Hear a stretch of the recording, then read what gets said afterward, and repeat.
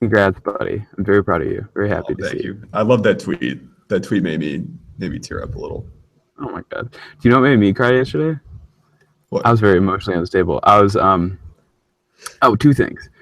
The first one was it was let me see if I can find it.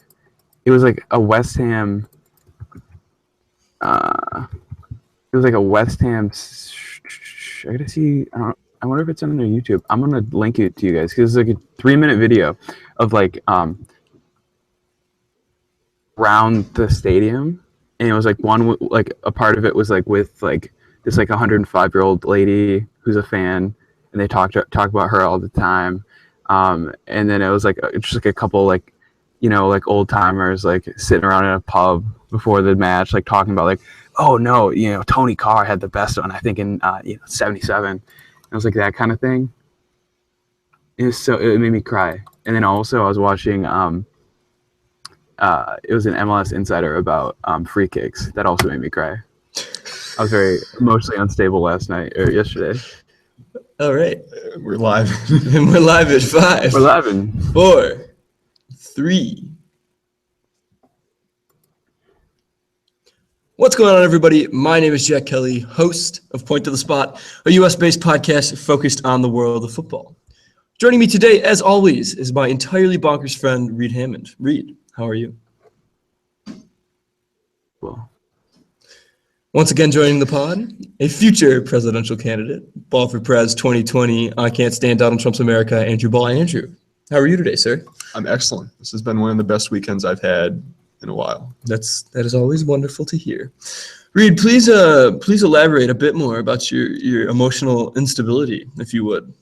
I had a really non-PG-13 Friday night, and I like to the point where I was like, if I go out on Saturday, I don't know if I'll be able to handle the repercussions of that action on Sunday morning. So I just stayed in again. It's the second weekend. It's back-to-back weekends where I just kind of knew that I need to stay in one of these nights. Proper West Ham lad you are, Reed. Yes, sir. Football? Yes, sir.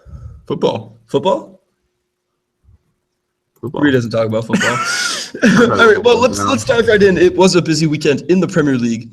Lots of fixtures and lots of implications about the potential title race that could be maybe. City has to play United in next weekend, and it could have some implications. Well, we'll dive right in, and we'll just let you go ahead because we had a resounding 4-0 victory from Tottenham Hotspur, playing host to the Hornets of Watford. Goals from Dele Alli, Eric Dyer, and a brace from Son. They look good. They did. I mean, the funny thing is, the first 30 minutes they were kind of flat. They weren't at their best, and then after that Dele Alli wonder goal, they just were clinical and battered Watford, who have had some poor luck and I think are on, probably without exaggeration, their third string back line because of injuries right now. But really was impressed by Kieran Trippier. And I think this is a theme that you've seen with Spurs all year, where those guys that are kind of not quite starting 11 quality, but have been called upon either because of injuries or because of, just the natural rotation of things, have really stepped up. And Trippier had a really good match, a fantastic assist on Son's second goal, and just really showcasing his crossing ability. That, I mean, he might be the best pure crosser in that team, and he really showed it on Saturday. So, no Harry Kane. Well, there was Harry Kane, but less Harry Kane than you would normally like. He came on as a substitute in the 65th minute. But, Spurs showing they can get it done. Even when they're not at their best, they still win 4-0. So that's always good to see. Let's get a run out, Harry Kane. Yeah, well, we're battering Watford, and we're like, fuck it, Let's move along here. I'll jump to Reed on this one before we come back to you. Of course, your favorite Premier League team lost to Manchester City 3-1 yesterday. As I said, the citizens downing the Hull City Tigers 3-1. Reed, weirdest lineup that you could have expected from this team. I mean, Fabian Delph started and got a goal. Pep Guardiola. That's a real throwback. Yeah, I don't understand. Pep Guardiola's men, in fourth place on 61 points. Of course, that's 4 clear of fifth place Manchester United, and 7 clear of sixth place Arsenal. Of course, each team has a game in hand. What do you think of this Manchester City performance? I think you really gotta kind of chalk it up to frustrating than anything else. Because you've seen them drop points against kind of, no disrespect to Andrew and his Hull City Tigers, but lower level competition.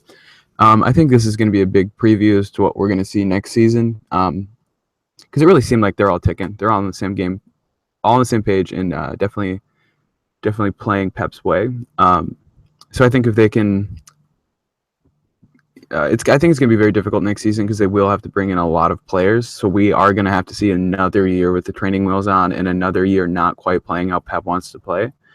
But I think this is definitely not the first time, but definitely a good indication of what this Man City team can do when they all know what they need to be doing. Yeah, I don't know. I have reservations still. I think that they needed a £100 million overhaul of the back line for next season if they want to really compete. Well, I mean, yeah, Jesus Navas was at fucking right back yesterday. When was that a thing? Well, he played well. Honestly. Yeah, I mean, but he was playing Hull. yeah, that's true. It's not like he was going against Alexis Sanchez. He was squared up against, Rosicky and Robertson. Yeah. Not to discredit the whole city. City a little bit. I'm very offended on behalf of all 6 U.S.-based Hull fans. No, it's going to be really interesting, and I think that's something that no one is yet talking about, but I think it's definitely going to be a big talking point over the summer, is that you're going to see a lot of overhaul in that City side. I think we should definitely have some transfer radar eyes on Fabian Delph, because he's definitely going to go somewhere. There's no way they can justify paying that man that much to sit on the bench and meet an English player quota. So I think he's gonna go somewhere. He's gonna probably end up at like West Brom or something. Like I don't think he's gonna bring loyalty back to English football and West Ham United. Yeah, I don't think he's coming to West Ham either. I think we're pretty well set there. But I think he's gonna kind of go to that level of team, and I think he's gonna leave over the summer. But I think that's gonna be something that we see from a lot of pundits and talking about how this new look Man City side that I am predicting will definitely come when Pep spends basically the GDP of some countries. That it's going to be another year of training wheels. So I think that's going to be very frustrating for a lot of people. Well, Reed, I think that's sorry, Jack. No, go ahead. I think that's an interesting point, Reed, because I think we kind of had this discussion a little bit earlier this year, and you kind of wonder how long Pep is going to stick it out at Manchester City. The Premier League is a lot more. It's not more difficult, but I think it's a lot more pressurized than La Liga or the Bundesliga in terms of week in, week out pressure. And when Pep kind of is blowing his first 2 seasons with City, trying to stock them how he likes it, and you kind of wonder how much longer he's going to be there, where's that going to leave the side in 4 or 5 years when he eventually gets them to a point when, they have the talent, but then he retires and they have to go hire like Rene Emery and then finish 3rd every year for the next 5 years after. Hey, all I'm saying, the Arsenal job is going to be available soon. That's got to be appetizing for Guardiola. $7 million a season to be 4th place. After City, he's done. I think that's pretty obvious. Yeah. Just real quick. Last thing on this match, which was very straightforward and didn't need this much on it. He's definitely talked about the pressure, and he said that he felt extraordinarily, unquantifiably more pressure at Barcelona, just because of what it comes with. And he said even at Bayern, he felt like he had so much more on his shoulders, which is like he's just saying like it's just not the same because it's the pressure of expectation from the teams. That's fair, but okay. Yeah, we but can no, move on. I think it's just a different kind of pressure where like week in and week out, you have to play gritty, tough matches. Yeah, but yeah, we'll move on. We can kind of breeze over this next one. Middlesbrough 0, Burnley 0. It doesn't exactly help Middlesbrough's bid to stay up. It doesn't really hurt Burnley in their quest for mid-table obscurity. Liverpool getting it done on a cold, rainy night in Stoke. I don't actually know if it was cold nor rainy, but goals from Philippe Coutinho and Roberto Firmino within the span of 2 minutes put the Reds ahead 2-1 after an 44th minute goal from Stoke right before halftime. I don't know. I was really riding on Stoke getting a result here for the sake of Arsenal Champions League bid. They hung on for 20 more minutes, and I think Spurs pretty much wrap up that second place spot. Yeah, I mean, that being said, getting into the top 4, I still think is very doable for Arsenal. They have 3 matches at hand on Liverpool, and they're only 9 points back. Mm-hmm. 3 favorable knocks on wood matches. I don't know. I don't think there's too much to be said about this one. I will say one thing. What a weird formation tactically for Liverpool. I know it. A 3-5-1-1. It's like the 6 midfielder with Ben thing. Woodburn as an attacking midfielder. It was interesting, to say the least. I mean, I just don't get the 6 midfield thing that he's done a couple times in the last season. Especially when it's as mediocre midfield as that one was. But yeah, we can move on. Anyways, the English footballing giants of West Bromwich Albion falling at home to the Saints of Southampton. A Clacy goal in the 25th minute got it done, and then literally nothing happened in this match, and they just kicked the ball back and forth for the last, 65 minutes, 55 minutes of this match. I don't know, not too much to highlight in this one. What happened to Tony Poulos' side? Yeah, very disappointing. It was an instance in which I think West Brom away versus Southampton wins. Southampton just weren't forced to play as expansive a football as they needed to, given that early goal.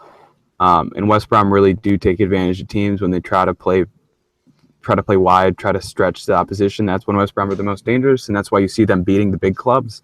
Very strange result that really not something I expected, but good on Southampton to just kind of, go up to or go northeast or just generally east into Anglica and beat West Brom. One quick note. This wasn't a particularly interesting match, but something I saw on Twitter, I think it was Opta Joe. Dusan Tadic, and I can't remember the exact stat, is one of the top assist man in the past 2 or 3 Premier League seasons. Up there with Christian Eriksen, Mesut Ozil. Yeah, very good. We don't hear much about him. We don't hear him. Yeah, we don't hear him linked to, he's not one of the Southampton guys eternally linked to Liverpool, which is like literally the rest of the team because Southampton's Liverpool's B-side. But I don't know. I thought that was interesting and kind of gets at the Southampton ethos. So what you're saying is Liverpool's £45 million Dusan Tadic for next season. It's happening. Reed will go right after Hull stay up. Reed will go right back for you. The Hammers end their 5-match slide. 1-0 victory over the Swans of Swansea City down there at the Olympic Stadium, London Stadium, if you will. Cheikhou Kouyaté, absolute screamer. I don't know. Feel good about this or expectation or I don't know. It was really interesting. As much as I criticize the West Ham corporate structure, they did very well to keep a very consistent marketing message going.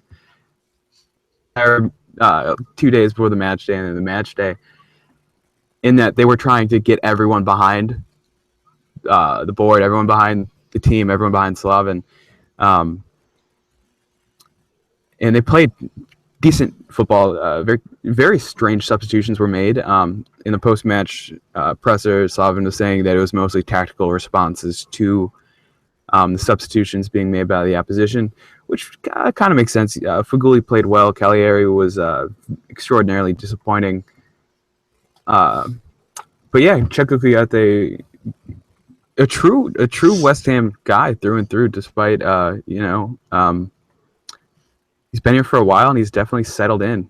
And you really don't see that when everyone when people score, that just like he was kind of flooded with emotions, and it's really good to see. I have 2 follow-up questions for you. Yes and no suffice. 56,973 in attendance. Were you impressed by the atmosphere? No. Will Slaven Bilic be the manager for West Ham next season? Yes, but he will not get a contract in the summer like he was supposed to, which is fine. I think. Well, no, like stuff. Yeah. He was definitely when he was on that hot run a couple months ago. Everyone was talking about how he's getting a new 3-year contract. That sounds like it's been pulled from the table, but I think next year's definitely gonna be a year that he has to prove himself. But the players are really playing for him. He's got the dressing room under control. So once he got rid of that Frenchman who will not be named. Yeah. Let's move on to the last game of a friend of the Saturday. pod. Chelsea taking a trip to the South Coast to play the Cherries of Bournemouth. Getting it done in weird fashion, I'll say. But Gross. Marcus Alonso, once again impressing. The screamer of a free kick. How does he not start every game for them? He pretty much does. Yeah, he I feel does. like he flies under the radar so much, and then all of a sudden does. he'll just have a Doesn't. super great game. He really well, I mean, doesn't. think back to the Leicester game. I mean, when he kind of in January. I He mean, that scored was twice, right? kind of his coming out party. Yeah. The oft retweeted tweet that Marcus Alonso has more goals than Paul Pogba and isn't Paul Pogba shit from yesterday I thought was amusing. And really shows, I think, where Chelsea's at, that Conte can get this kind of production out of a guy who has been a little bit of a journeyman through the top teams in Europe. Well, not even. I think it's more paying homage to Chelsea's scouting department. They can identify what he needs and bring in what he doesn't, or bring in what he needs. And, like who'd have guessed that Victor Moses is going to be It's also true. perennial starter. That I think it was just Conte and Chelsea's scouting department working very well together and bringing in the right players. But he definitely has never played like this before. And I think some of this is just that he doesn't have the same amount of defensive responsibility that he normally does, and he's been able to play a little bit more expressively. But yeah, top man coming from that Florentina side. Well, and also, shockingly, when you keep your good young players at the club and don't send half your team out on loan to Vitesse, good things happen. Let's just I want to highlight one thing from this match, and it has absolutely nothing to do with what happened on the pitch. The stark contrast in attendance between some of the games. Arsenal averaged 60,000. Bournemouth, 11,283. Mind you, don't they have to, if they stay up for next season, expand their stadium? I think so. There's a seat minimum, I'm pretty sure.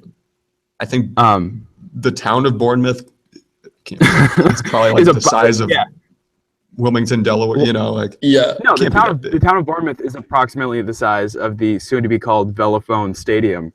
I don't know if they really have the carrying capacity to raise that anymore. Man, and I just want to point that Diego Costa goal was one of the grossest, most disgusting things I've ever seen in my entire life. It just didn't fall out. It just didn't come off his foot right, and it just dribbled in. Very disappointing from that Bournemouth team. Really could use Bournemouth to. But soon to be Arsenal's Eddie Howe. The king himself got another goal. He's so remains the top goal scorer in the Premier League for the year 2017.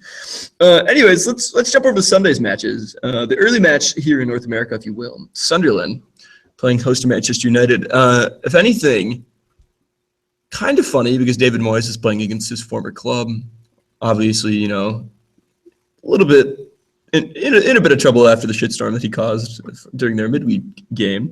And this was just a destruction. Ibrahimovic getting it started in the 30th minute. I feel like I can't talk about Manchester United without talking about him this season. Larson, stupid tackle to get himself sent off. I didn't think it was a red card. Yeah, but like unnecessary. It wasn't a red card. Where he was playing. I don't know. There wasn't any ill intent there. I don't think that's a red. Yeah, I mean that's tough. Although the pouty look on David Moyes' face after made me kind of think it was a red. Just like we did have Craig Pawson calling the comeuppance. game.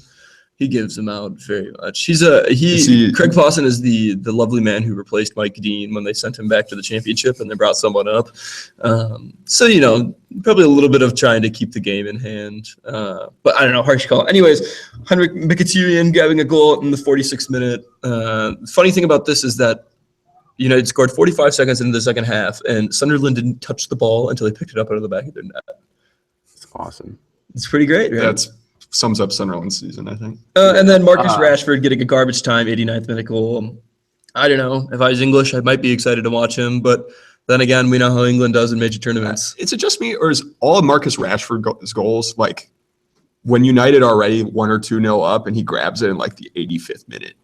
Yeah, he scores a bit like that, but he has been good when he's played with the English first team. Like I can think of a very particular instance where over the summer in one of their friendlies leading up to the Euros, he He scored in, like, I think the 4th minute against, who were they playing? I don't know. It was one of their warm-up games, but I don't know. But so much for his finishing to me is like he's really quick and real pacey, so he gets in behind and then he kicks it into whoever's playing goal and it bounces in. It's infuriating to watch. Yeah. Real quick on this, I think, Andrew, some of that is just due to him being a very fast player with a lot of stamina. Yeah. Yeah. So like when tired legs are out there, he generally is the best at it. Kind of very Chicharito-esque. But I think there's actually a lot to talk about in this game. Mostly paying homage to that Stormzy bar. I come to your team and I fuck shit up. I'm David Moyes. I think he will be Sunderland's manager at least one more season after this in the championship. I think that's kind of where both those groups belong, David Moyes and Sunderland. But interestingly enough, I think what really could be interesting when Sunderland go down, just in personnel-wise, I think Jermaine Defoe will definitely be in a West Ham kit next season, which is going to be good to see, and I think he's going to be making some reparations. And from an American perspective, I think that really could be Lyndon Gooch's big break. Very talked about young American midfielder. And as we've seen with Tim Ream, definitely a friend to American players. And I think he definitely can break into that starting 11. Is Fulham going to go up? I don't think. And I don't know that I would want to use Tim Ream as my example for the development of a young American in England. Well, I'm just saying, like, it's that kind of level. Yeah, I think it's the right level for Gooch. Yeah, it's not dizzy heights. I agree with you on that. Final match of this weekend. Not this match week. Arsenal plays tomorrow. It's been torture. Everton playing host to Leicester. New manager bounce over for the Foxes from Leicester City. Kind of a wild game. Davies getting a goal in the 1st minute. Slimani responding 1-1 in the 4th minute. Albrighton with a peach of a free kick in the 10th minute, 2-1. Lukaku with an equalizer, 2-2 in the 23rd minute. Phil Jagielka getting a goal in the 41st minute. Lukaku again in the 57th.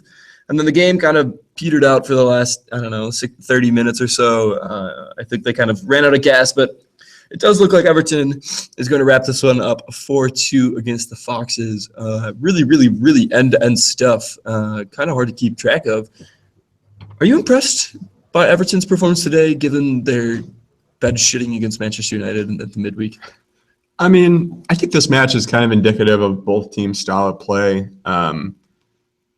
Everton, they're also without Ashley Williams after he got sent off for his stupidity in the dying moments of the Manchester United match. Everton will bang in a bunch of goals, but they don't have a lot of interest right now in defending. That's so true. As evidenced by Leicester today. And Leicester, against good teams, often loses interest in defending as well. I just think back to the Chelsea match when that was a big match in January, when that was a big match for them, and it could really change the tide of their season, and they just came out and were like, "Nah, we're not going to defend." They got Marcus Alonso. That's going to be a verb on this podcast now, I think. I'm going to Marcus Alonso you later, Reed. Reed shrugs. But anyway, I mean, they're great at banging goals. You kind of wonder what Everton's future is going to be when Romelu Lukaku moves on this summer. Yeah. If he does, which I would put money on. Reed's nodding his head. Reed would put money on that, I think. Real Madrid's Romelu Lukaku. Hopefully that keeps some Dele Alli from being Real Madrid's Dele Alli. They're just going to raid England this year. If I'm gonna we got to do it before Brexit.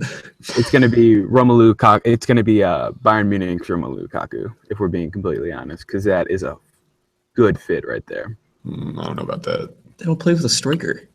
And they have one. Its name is Robert Lewandowski. Yeah, they have what is going to be the 32-year-old Robert Lewandowski.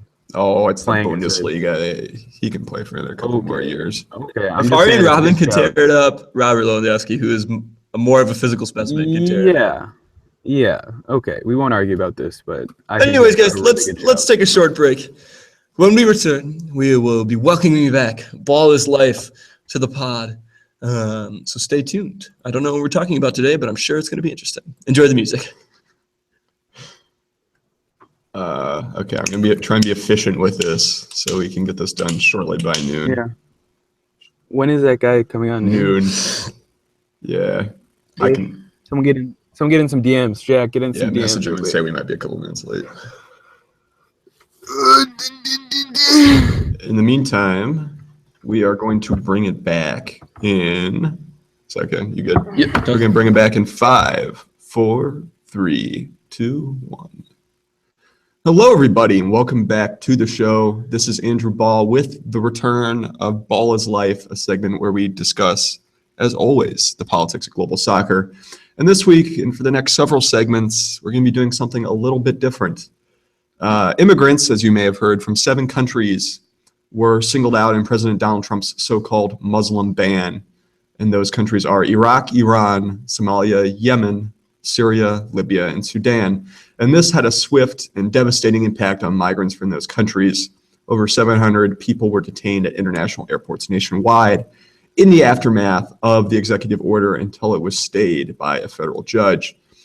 And moreover, this action has impacted how average Americans view those countries.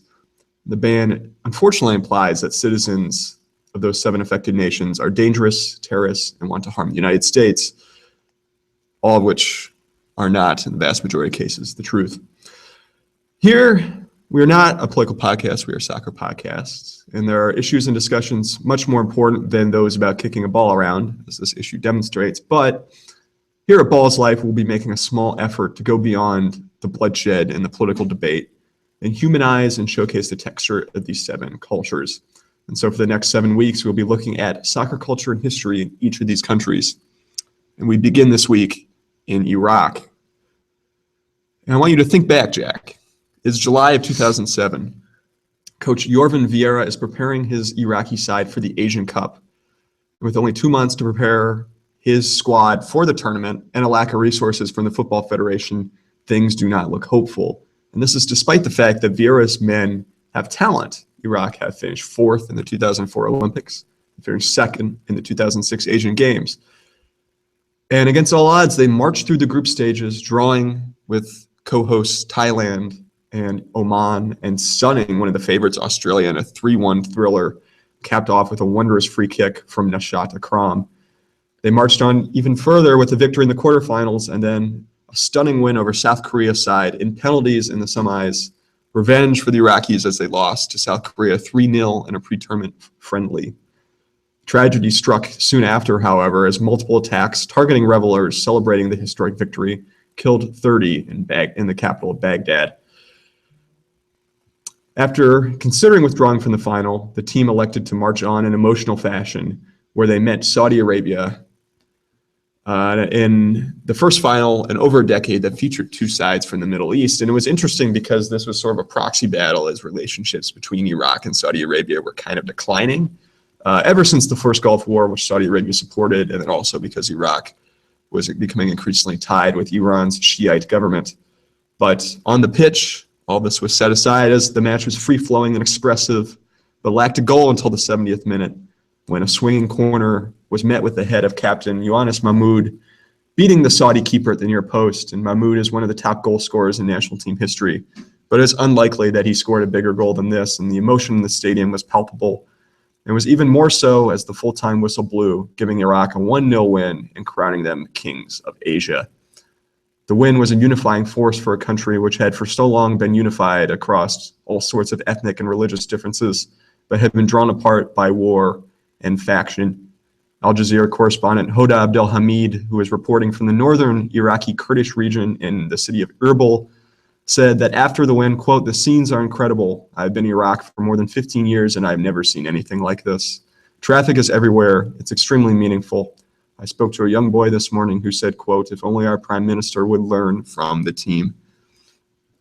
The win, however, was not Iraq's first in a major international competition. And in fact, the national team is one of the more successful in the Asian Football Confederation. In addition to the 2007 Asian Cup victory, the Iraqis won the Asian Games in 1982 and have claimed the Arab Nation Cup 4 times. They've also appeared in the World Cup once in 1986 and played in the 2009 Confederations Cup because they won the Asian Cup in 2007. And all this despite the fact that they've only been able to play at home sporadically for the past 2 decades because of the war. And finally, as we wrap up here, I want to take a second for our listeners to meet one of the finest Iraqi internationals, Emmanuel Baba Dawood, or Amo Baba, which means Uncle Father in Arabic, which I think is a really cool nickname. Baba scored the first goal in Iraqi history in 1957 at the Pan-Arab Games in Beirut, and he is considered one of the top players on the Asian continent at his peak. He was sought out by English teams including Fulham, Celtic, and Liverpool at a time when it was rare to have international players in the English leagues. And Baba also managed the national team before clashes with the overbearing head of the Football Federation, Uday Hussein, diminished the role of the national team on the continental and global stage. But despite this, Baba was regarded as a hero for standing up for his people and the role of the game in Iraqi society. His efforts to support soccer in Iraq stretch as far as opening clinics for young players in Baghdad. And he passed away in 2009 from diabetic complications at age 74, but was buried in Baghdad's Al-Shab Stadium as he requested before his death with a hero's burial. And as always, this is the first of many segments, but we would love to hear your comments and feedback on the new direction that Ball is Life is taking. You can tweet to us at @PointToTheSpot with the numeral 2, as always. And if there's anyone out there who is an actual expert on soccer in these 7 countries, we would love to hear from you, because I'm not an expert and I go off what I can find on the interwebs. So let us know if you want to come on the show and talk about soccer culture in those 7 countries. But in the meantime, I'll throw it back to Jack and Reed. They buried him in the stadium? Outside the stadium. Outside the stadium. Still, that's super badass. I love it. No, that's really... You got to be a legend to have that happen. That's really interesting to me, because I think Iraq is also, in a similar situation now where they're not getting to play home qualifiers. And I think it's fun because you get to see a guy like Justin Meram, who's kind of one of the faces of MLS, with the Iraqi national team, trying to qualify for the tournament in Russia. I didn't realize they had such a rich history as a soccer nation. Well, I think that's kind of why I thought this series was a good idea, because you have these countries that do have all this pedigree, and sometimes things are interrupted by strife and conflict. But I watched that goal earlier in the 2007 final, and it was one of the reaction from the fans and the players on the pitch was one of the more emotional ones I've ever seen. It was one of the cooler moments I think that you'll ever see. Maybe we'll slip that in the show notes. CC Reed Hammond. The marginalized intern. But even if not, I encourage you to go watch some of the video from that game. It was really cool. Reed, what's your thoughts on this? Oh yeah, you either got to be Bob or Jimmy Hoffa to be buried in a stadium nowadays. Really, it's weird when you really look at that Iraqi national team. How many of them play in very noteworthy leagues? Like, they're not, bumming around in the German regional division. Like, they play in fairly recognizable places. It's weird that that's such a dehumanized place. That facts like that are surprising to me. Well, it's interesting also, even when guys kind of like to stay home and play in the domestic leagues, like Amo Baba, they have the talent to go elsewhere. I think people miss that, like when they look at where these guys play, and they're like, oh, they play in the National League, but like there's a lot of pride and passion for that. So, Meram too has been targeted from teams overseas all the time out of MLS. Yeah. I don't quite understand how it works, but he was the player that finished with the top Audi Power Index score last season, and the crew were terrible. That's another Ball's Life on what the hell the Audi Power Index is. Anyways, guys, that's all the time that we have for today. Thank you all very much for listening. I think this was an illuminating Ball is Life, and also a good discussion of the match week. Of course, you can find us all on the social, as Reed likes to refer to it. Reed, where can I find you on Twitter? At the One Kid Reed. And Andrew? At Andrew Ball, BAHL. Of course, guys, you can find me at Actual Jack Kelly. I am actually Jack Kelly. Fake news. Don't forget news. Don't forget to follow the show at Point to the Spot with the number 2. Let us know what you think of our new logo. We love it. Send us your questions for the midweek episode. Should be interesting. I do believe the Champions League returns this week. Don't forget to follow our partners, guys. You can check them out online at AmericanEPLThoughts.com and find them on Twitter at AmericanEPL. Until next time, have a great start to the week.